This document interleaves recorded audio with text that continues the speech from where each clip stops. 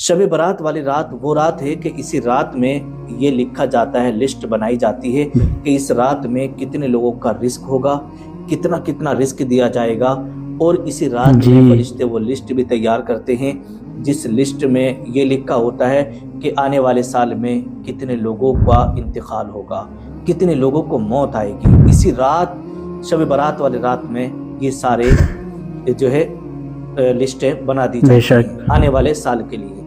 اب آئیے گا، میں اس ویڈیو کے اندر ذکر کرنے کے لیے جا رہا ہوں 12 ایسے لوگوں کے بارے میں کہ ان 12 لوگوں کی شب برات والی رات میں بھی مغفرت نہیں ہوتی۔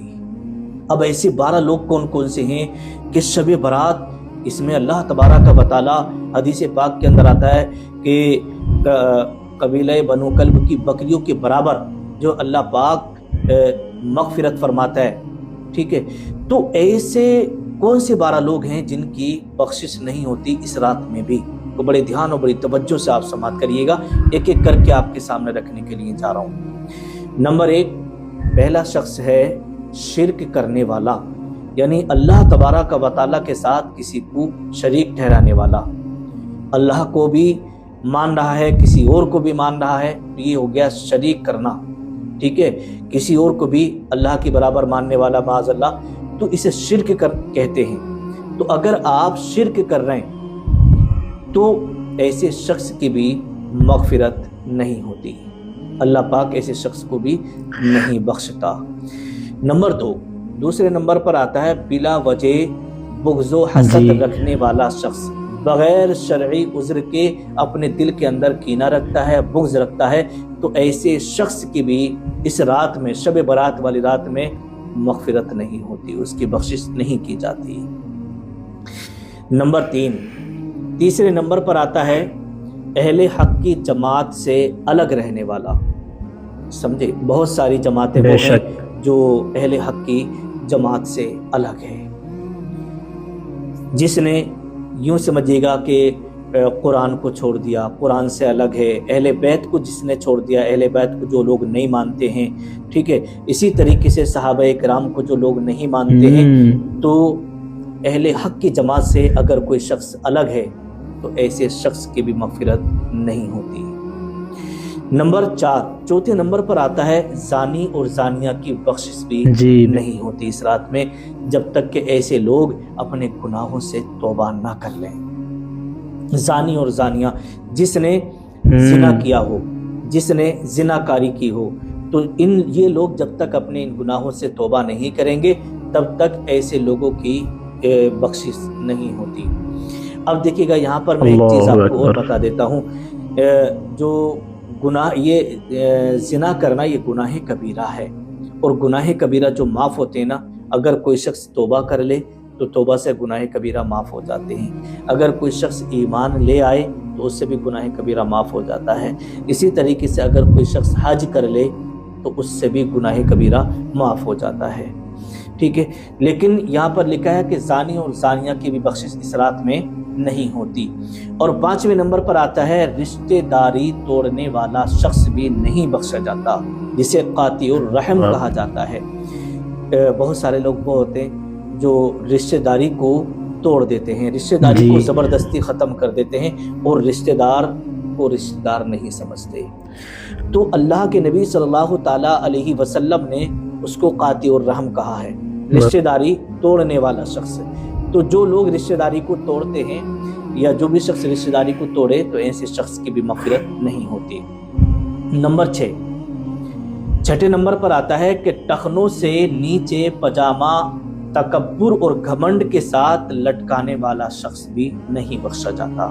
آپ نے دیکھا ہوگا بہت سارے لوگ وہ ہیں جن کا پاجامہ ٹخنوں سے نیچے اس نیت سے وہ لوگ رکھتے ہیں تاکہ ان کے اس میں جو ہے نا گھمنڈ اور تکبر رہتا ہے، کیونکہ ہم اونچے کریں گے تو ہم اچھے نہیں لگیں گے، ہمارے ٹخنے ننگے ننگے سے دکھائی دیں گے، تو اس لیے اپنے پیر کے، یعنی پیروں سے بھی نیچے بہت سارے لوگوں کا پاجامہ کھچڑتا رہتا ہے۔ اگر ٹخنوں سے نیچے رکھتے ہیں تو پھر ایسے لوگوں کی بھی بخشش نہیں کی جاتی جو تکبر اور گھمنڈ سے اپنے پاجامے کو لٹکاتا ہے۔ ہاں، اگر اسے تکبر اور گھمنڈ نہیں ہے اور ایسی بلا وجہ اسے پتہ ہی نہیں چلا کہ نیچے ہو گیا تو وہ الگ بات ہے۔ نمبر 7، 7ویں نمبر پر آتا ہے ماں باپ کو ستانے والا شخص، بہت ساری اولادیں وہ ہیں کہ جو اپنے ماں باپ کو بہت زیادہ ستاتی ہیں، اپنے ماں باپ کو تو یہاں تک کہ بہت سارے لوگ مارتے بھی ہیں، اپنے ماں باپ کو گھر سے نکال بھی دیتے ہیں، اپنے ماں باپ کو یوں سمجھیے گا کہ گالیاں تک کی بکتے ہیں، اپنے ماں باپ کی نافرمانی کرتے ہیں۔ تو جو لوگ اپنے ماں باپ کو ستاتے ہیں، اپنے ماں باپ کی نافرمانی کرتے ہیں، اپنے ماں باپ کو گھر سے نکال دیتے ہیں، تو بے ایسے شک شخص کی بھی شب برات والی رات میں بخشش نہیں ہوتی۔ جی نمبر 8ویں نمبر پر آتا ہے شراب پینے والا شخص۔ اگر کوئی شراب پینے کا عادی ہے، شراب پیتا ہے، تو ایسے شخص کی بھی مغفرت نہیں ہوتی۔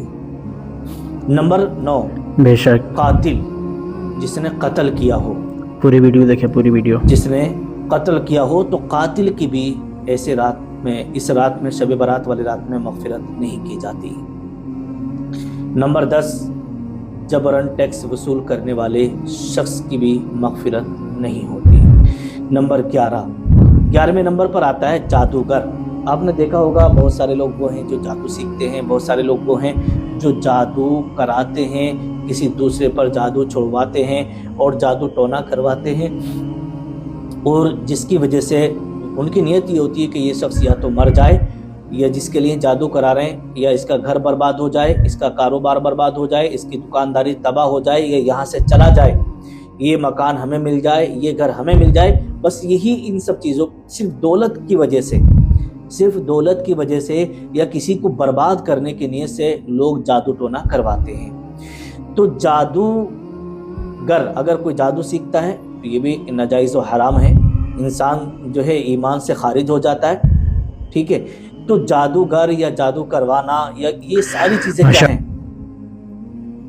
اگر بندہ یہ کرتا ہے تو ایسے شخص کی بھی مغفرت نہیں ہوتی۔